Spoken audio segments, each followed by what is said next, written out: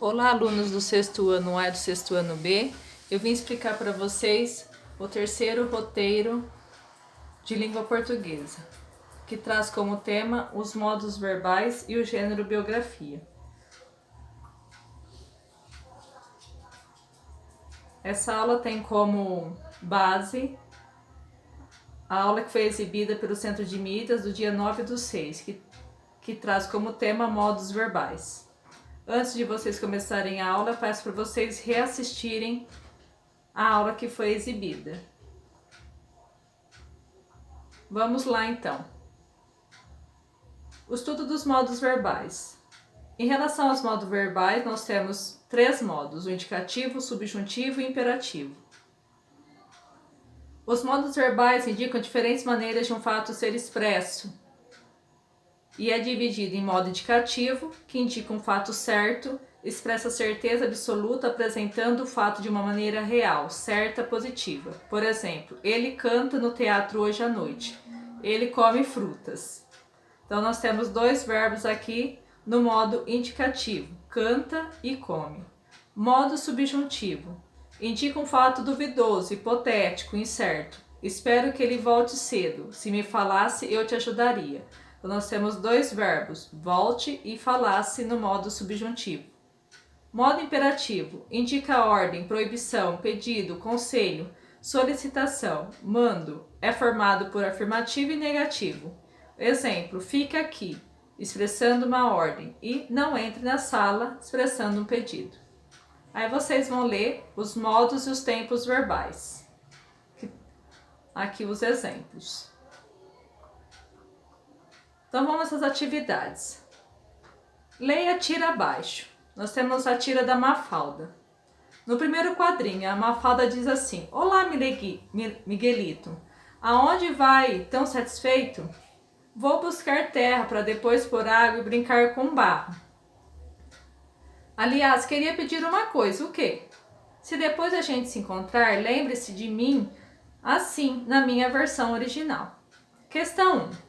Vocês vão identificar o modo em que o verbo foi empregado em cada segmento da tira. Vão colocar número 1 para modo imperativo, número 2 modo indicativo e número 3 modo subjuntivo. Vou buscar terra para depois. Essa frase aqui expressa qual modo? Imperativo, indicativo ou subjuntivo? Vocês vão colocar na frente. Se depois a gente se encontrar, expressa o quê? Uma dúvida, uma certeza ou uma hipótese? Ou uma ordem? Lembre-se de mim assim. Lembre-se de mim assim, tá? Expressando o quê? Uma dúvida, uma ordem, uma certeza, um pedido. Aí vocês vão colocar o número. Agora na tira aqui do Agar. A senhora Elga diz assim para o Agar: Agar, vá cortar madeira para o fogo. O que lhe dá o direito de me dar ordens assim? Frango assado e bolinhos para o jantar. Ai, ai, a vida é feita de trocas. Vocês vão reler o primeiro quadrinho da tira e vão em seguida identificar o verbo no imperativo que o compõe. Aqui nós temos um verbo no imperativo. Que verbo que é? Aí vocês vão identificar. Esse verbo no imperativo, identificado acima, indica que um desejo, uma ordem, um conselho ou uma sugestão. Aí vocês vão assinalar. Na questão 4, na passagem, o que lhe dá o direito? O verbo grifado foi flexionado no modo subjuntivo, imperativo, negativo, indicativo, imperativo, afirmativo. Questão 5. Na fala de Agar, a vida é feita de trocas. Usa-se o indicativo para exprimir um fato casual, hipotético, improvável ou certo. E a questão 6. Assinale a frase em que se registra o emprego do modo subjuntivo. Se você não for cortar a madeira, não haverá jantar. Agar se convenceu de que era preciso cortar a madeira. Corte a madeira, Agar, pois preciso preparar o frango assado e os bolinhos. Elga se irritou com a pergunta feita por Agar. Então, qual a frase que está expressando uma hipótese, uma incerteza? Vocês vão assinalar. Em seguida, vocês vão assistir essas 2 videoaulas sobre a biografia e a autobiografia. A biografia é um tipo de texto em que narra a história da vida de alguém. A palavra biografia é composta pelos termos de origem grega bio, vida e grafia, escrita. Aí nós temos todas as características do gênero biografia. Vocês irão fazer uma produção textual, um texto, vão fazer uma produção, uma biografia. Para isso, irá escolher uma pessoa da sua família, que pode ser a mãe, o pai, o avô, a avó, o irmão, a irmã responsável, ou uma pessoa de sua família que já tenha falecido. Aí vocês vão seguir as orientações abaixo para a produção da biografia. Tudo isso precisa constar na biografia, tá? Todos esses itens aqui. A próxima atividade está presente no caderno do volume 2. Lá no Centro de Mídias já foi feita a leitura do texto, vocês vão fazer a leitura novamente e vão responder as perguntas. Esse texto que foi lido é um conto, uma reportagem, uma lenda ou uma biografia? Vocês vão só assinalar. A questão 2, vocês vão completar um quadro conforme as informações do texto.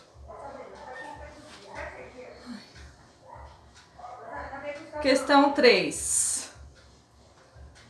Observe as fotos nos quadros abaixo e busque informações no texto biográfico lido. Para completar as linhas, não copie as informações do texto, utilize suas próprias palavras. Aí vocês vão ver a imagem e vão completar. Atividade 3, e por falar em avião.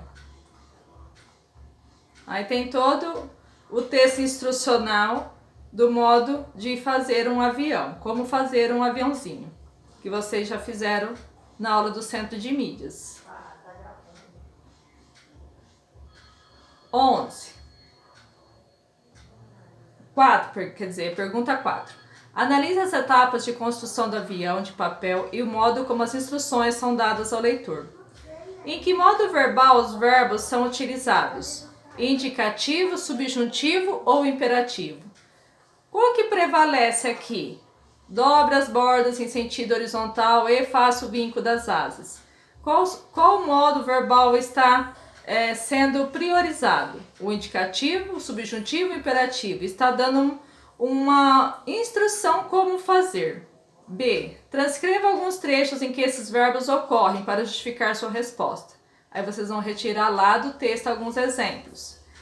C. Em textos instrucionais e prescritivos é comum a ocorrência de verbos no modo imperativo. Qual é o efeito de sentido produzido no texto em relação ao comportamento do interlocutor?